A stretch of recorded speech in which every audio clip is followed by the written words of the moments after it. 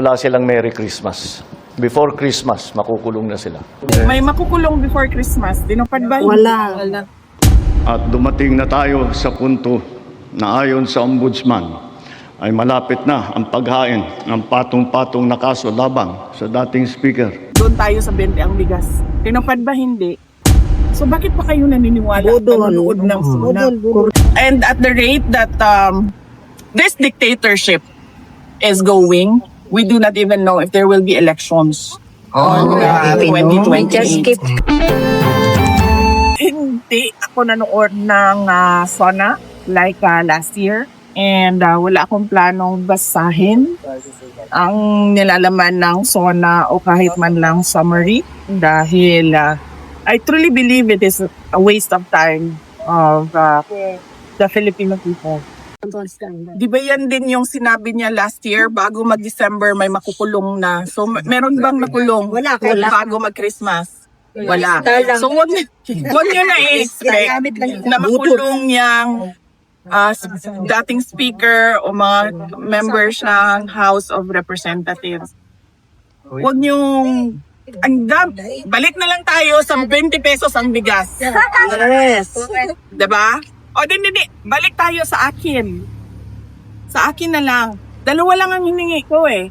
Nung pumayag ako na tumakbo, katandem niya bilang kanyang vice president.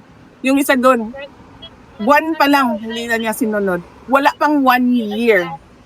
Isa lang yon. Related lang yon sa pakiusap ko sa kanya sa kailangan kong gawin gabi-gabi para sa aking mga anak kasi bata pa yung mga anak ko. Wala siyang, hindi niya tinupad. Sige, sabihin na natin, no, personal yan eh. Pwede naman hindi to pa rin yan. Okay, fine. Doon tayo sa 20 ang bigas. Tinupad ba? Hindi. May makukulong before Christmas. Tinupad ba? Wala.